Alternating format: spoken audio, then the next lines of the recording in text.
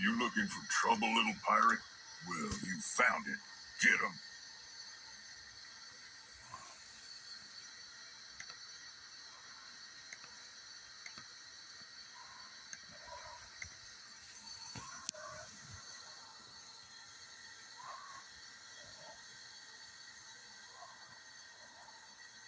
Smart World was born. From bad art to scam YouTube channels and even more fake news than a typical Facebook feed, it feels like artificial intelligence was in headlines a lot last year, right? There was so much AI discourse that President Biden signed a sweeping executive order seeking to regulate it. Believe it or not, the reason Biden acted so decisively on AI, it was all because of Mission Impossible. No joke. The latest movie was all about the dangers of rogue AI. Apparently Biden saw it and said, yeah, we should do something about that. So, Tom Cruise, if you're watching, just a small favor on behalf of all of us over here. Any chance that you could fight, say, housing prices in the next one?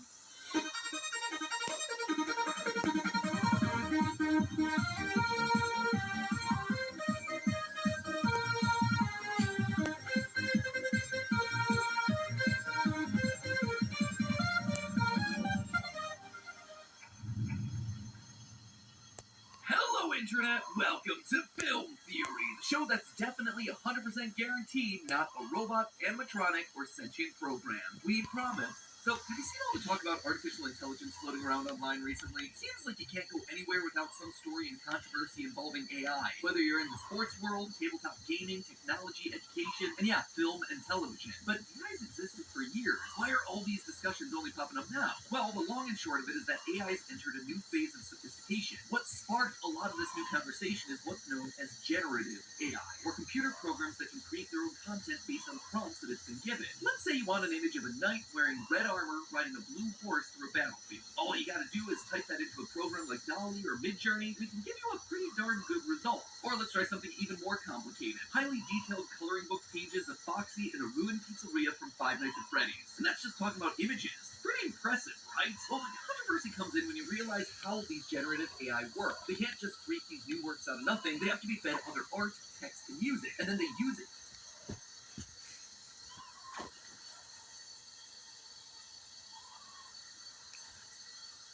In Wicked, Elphaba's green skin is a mystery to everyone. But today, I've uncovered the real reason behind the Wicked Witch's wickedly green hue. And there's nothing magical about it. Hello, Internet! Welcome to Style Theory, the show that's ready to give you a peek behind the curtain at the biggest mystery in all of Oz. Even if you've never seen Wicked or...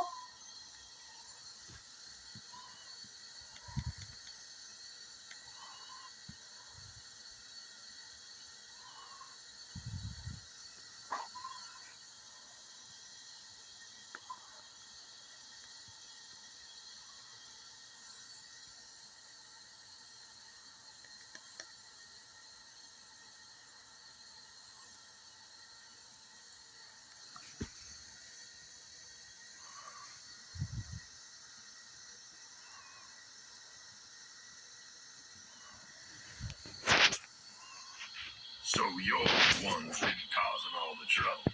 Johnny Ringo's itching to pay you back in kind. Too bad.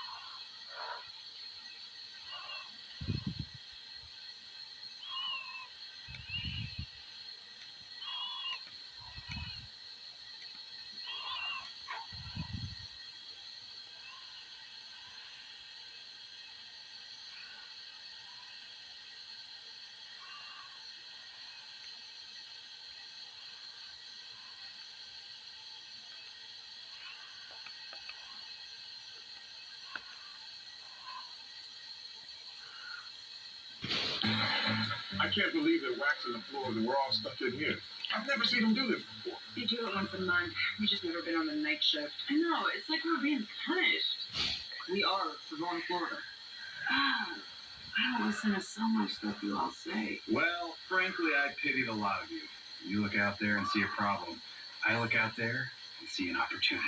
I'm going to slide on that slippery floor all the way from Holt's office to the elevator. You're going to do the FBP. That's right, Rosa. I'm doing the full bullpen.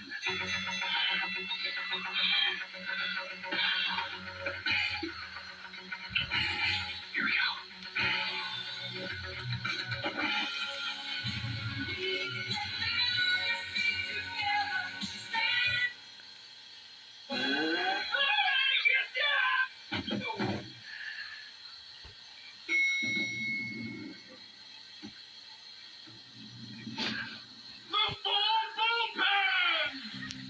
logging's working fine at Cabot Street. They began over 2 months ago. Just like this briefing did.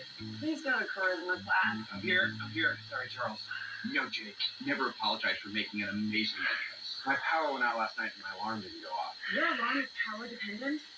Prop this on yourself, son. Point is, it will not happen again. Carry on. Sorry I'm late. There was no hot water this morning, but I'm here, ready.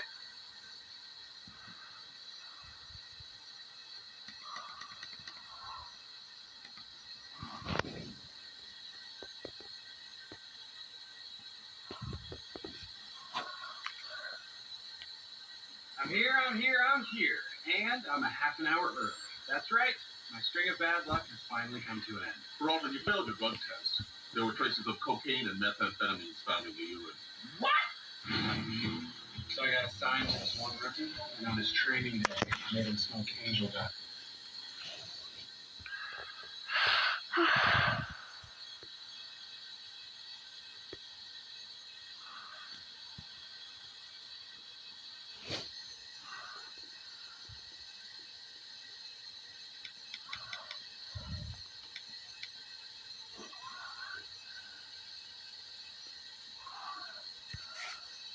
No one ever says how much they love Tuesdays. Well, at Outback, we do. Introducing Tuesday Tales at Outback.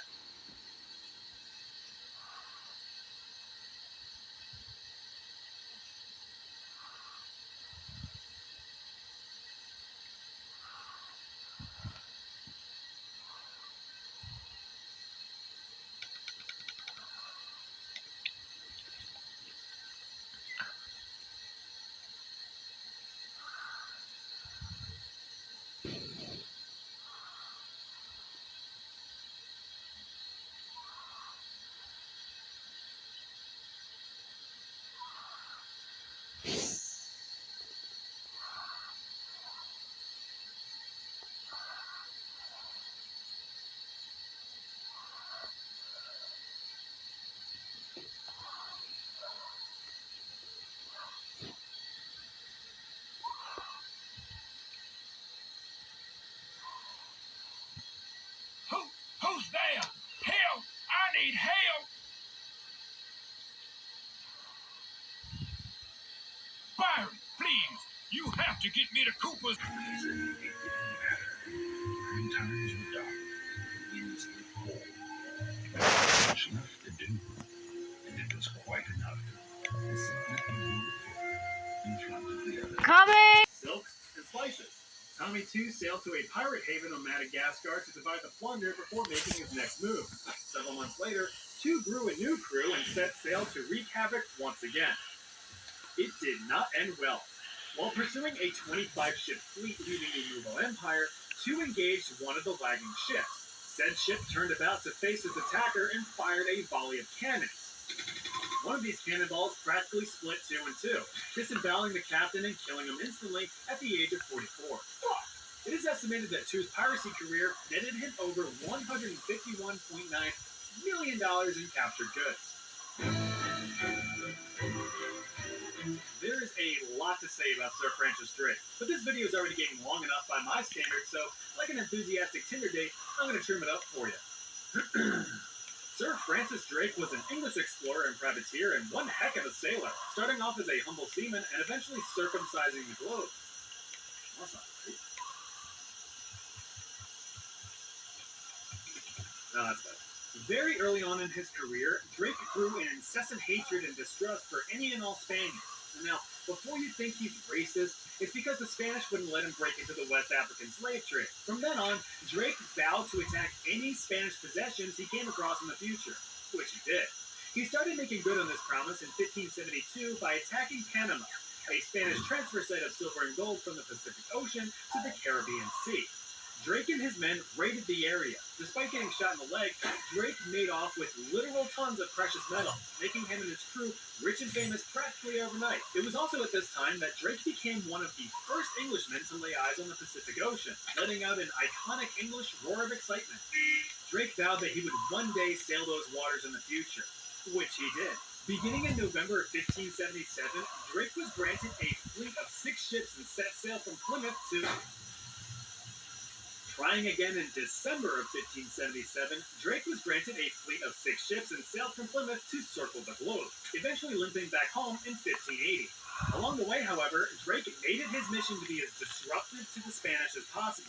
Just 1 year into the voyage, 6 ships were whittled down to just 1.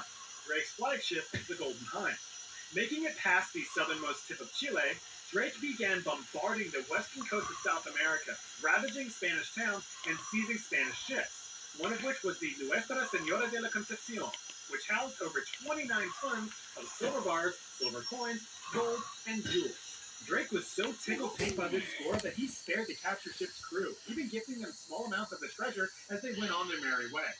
Fast forward 2 years and 1 global circumnavigation later, Drake's back home in England. The Queen knights him and everyone briefly claps. He then did some boring political nonsense before hopping back on the saddle and obliterating the ever-loving flock out of some Spaniards, just like the old days. Speaking of old days, those are the types of days that Drake woke up to in his mid-50s.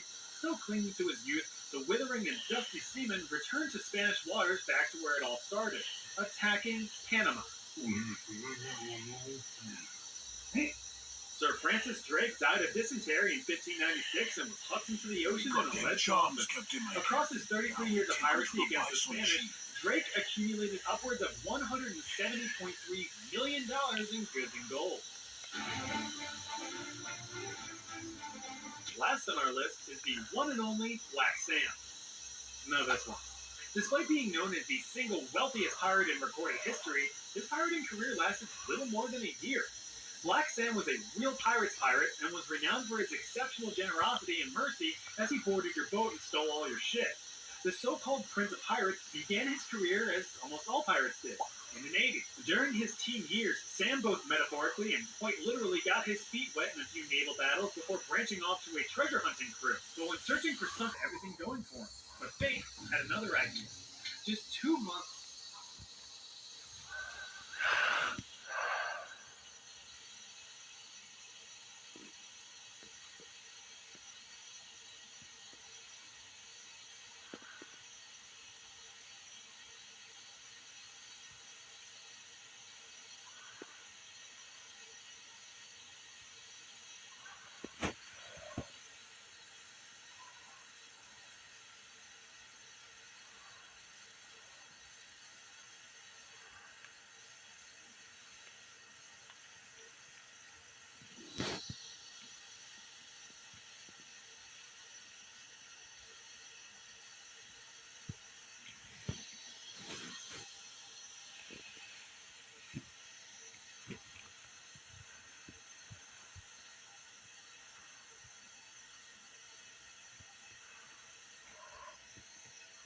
So, Sky Captain, you have kept your word. You have more honor than the Clawfeet. If you would set Clark free, there is one more thing you must do.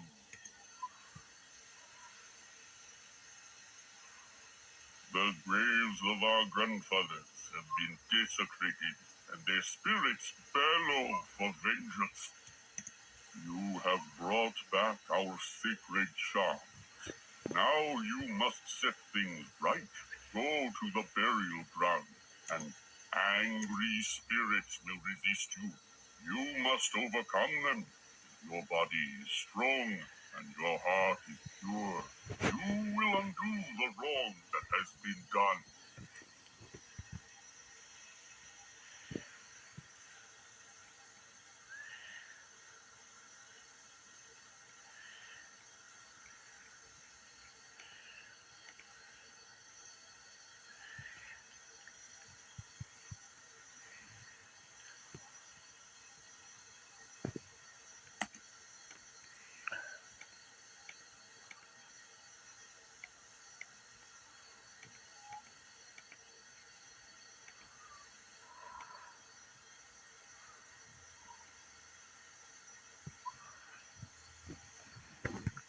After the score of a lifetime, Bellamy sailed from the Spanish Main to the American Main.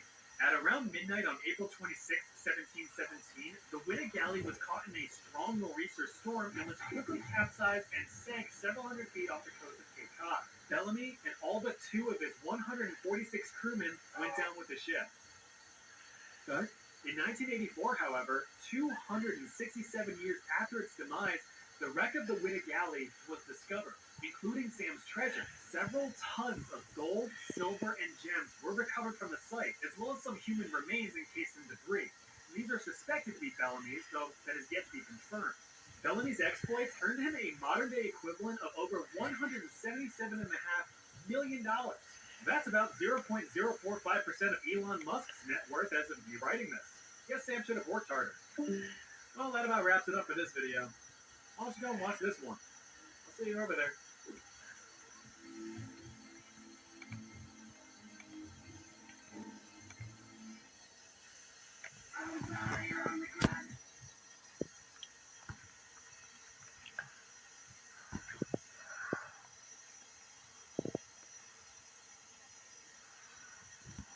Kerastase.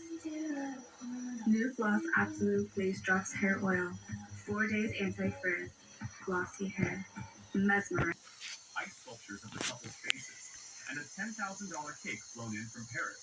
What no one told me until the editing phase was that the bride had found out on the day of that the groom had cheated the week prior with her cousin. She chose to go through with the ceremony anyway, allegedly to humiliate him. At the reception, she took the mic for a special speech and laid it. A girl claiming to be a wizard walks out of the mirror in front of Milo, something which Roman doesn't believe him about at all. Guys, it's David Henry! It's David Henry from Wizard of Waverly Place! Hey there, good looking. Oh, yes.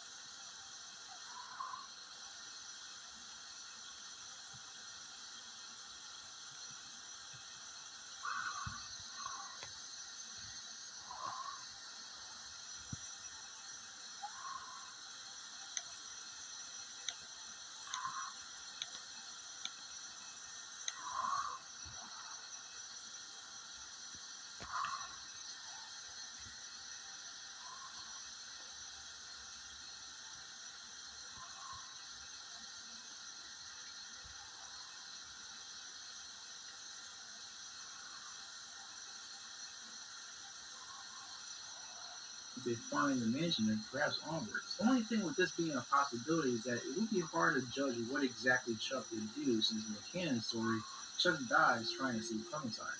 It's really up for interpretation as to what Chuck would do if he were to live. As far as Carly being present when we get to the house, her deciding to go with Lee and Kenny to the river to find a boat is very plausible, since she's pretty keen on having Lee's back like she did in episode 2. Everything would play out more so the same, with Kenny, Clementine, Molly, and Carly would escape the walkers, except for Lee, who he goes down in the sewer meeting Vernon, leading him back to the mansion. With her going to Crawford, I believe she would be perfectly fine in getting through there. Now, with Carly being with the group afterwards is what really changes in the story. After the group successfully break in and out of Crawford, some get their bearings and some of the team leave for their own endeavors. One scene, however, that I want to speak about is where Lee tries to comfort Clementine after dawn. Lee, while searching for her, ends up outside the base of the house and notices Clementine's hat, in which he goes on to pick it up. Lee then gets snuck on by a walker and ends up getting bit, which, with the noise they made, the group come outside to see what's.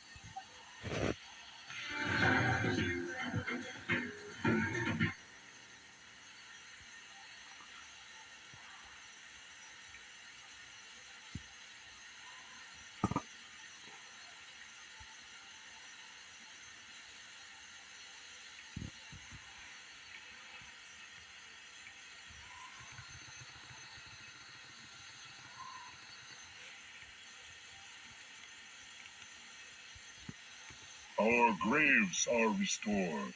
Who are you who do this? Hornless one, you have done a good deed. A deed you did not need to do.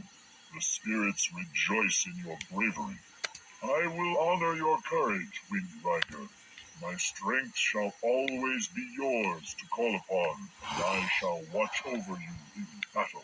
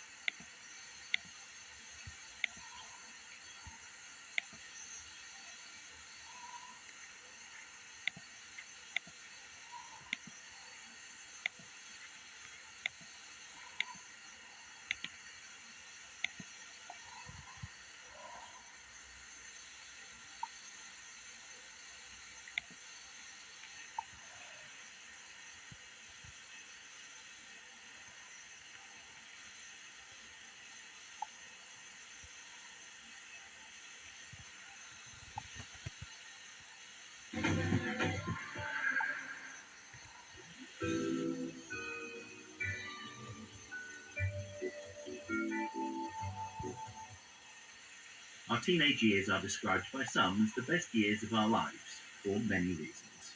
An increased sense of independence, the formation of deep friendships, and the excitement of discovering personal interests, identities, and ambitions. Many people experience powerful emotions for the first time during. Harry Potter has come to Hogwarts. This is Crabbe and Goyle. And I'm Malfoy. Draco Malfoy. If I'm finding it.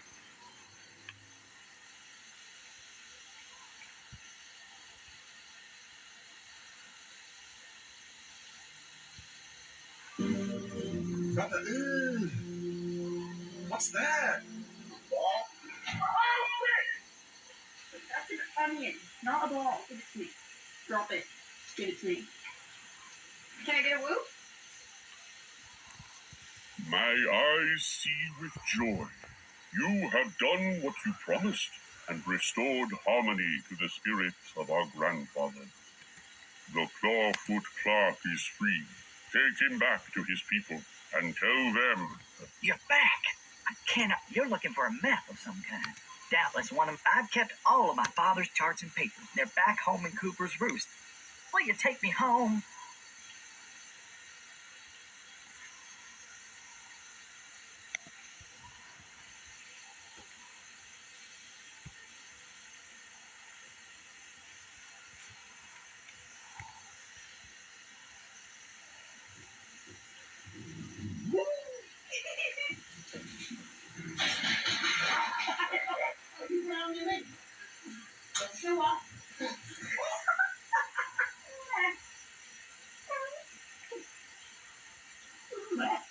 My dollar thinks he's a kitty cat, y'all.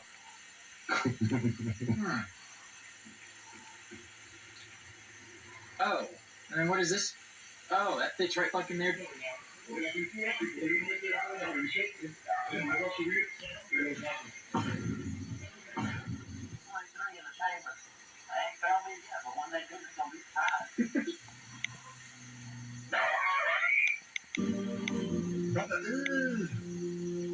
What's that? That's an onion, not a ball. Give it to me. Drop it. Give it to me. Can I get a whoop? Woo! Are you rounding it? Show off.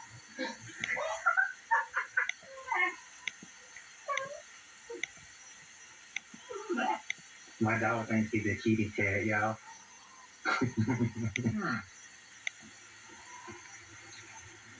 Oh, and what is this? Oh, that fits right fucking there.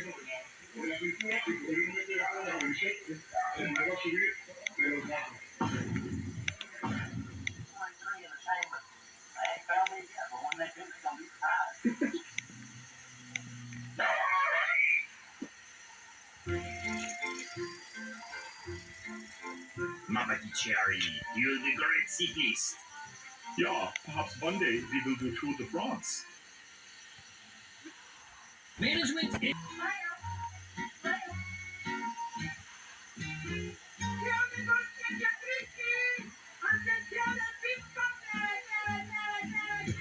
That wasn't you, was it? Was it you?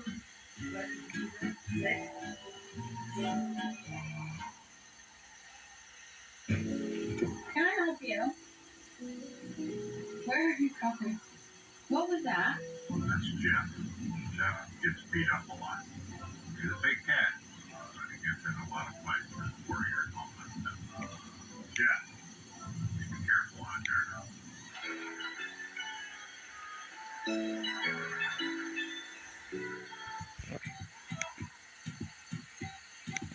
I didn't even know cats could have phones.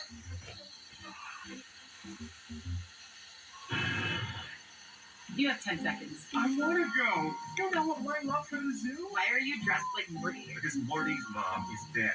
I'm not unpacking that. Okay, you guys should probably go on without Jerry. I just took some readings on his probability field, and this fortune has some strange powers I'm gonna need to investigate. Oh, I knew it. You can break Not even close. I just didn't want to see someone get bullied into going to it. you home. And now I'll show you who's gonna break. Get 'em, boys. Ooh, Jerry, this thing measures aberrations in probability waves. I didn't even bother to turn it on because if I did... Huh, what? Nothing. Don't get weird on me. But since we're free for the afternoon, you mind doing a quick activity?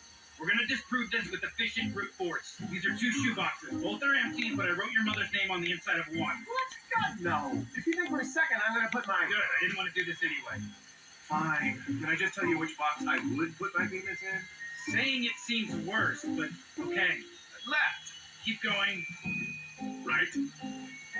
Left. Right. Jerry, are you fucking peeking?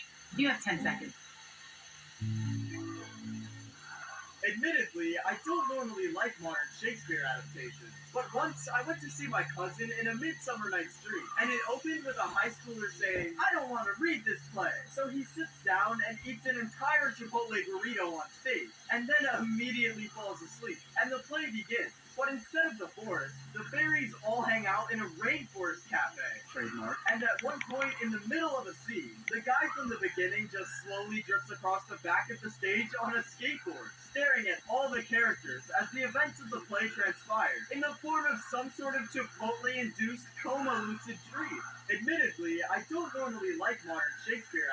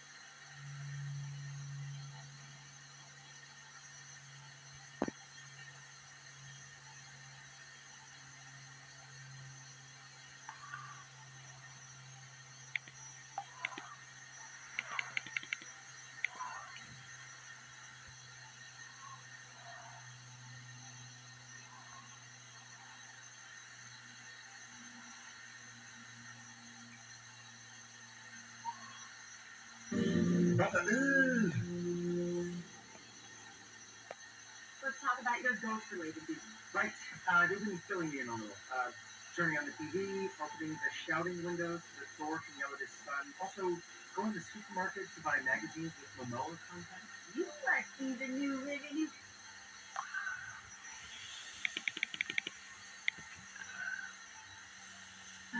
I'm so nervous about this party tonight. What do I have in common with these people? You've been to parties like this before? Yeah, but I was never invited. That's why your fiance is just a...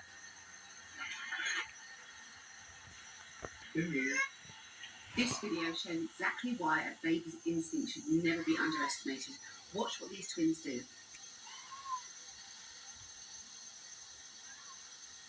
I think we're both very proud of the Greener. Yeah. The monster that opens its face. Klaus added some spider legs. I added those hatches, and it's just where you would need meat.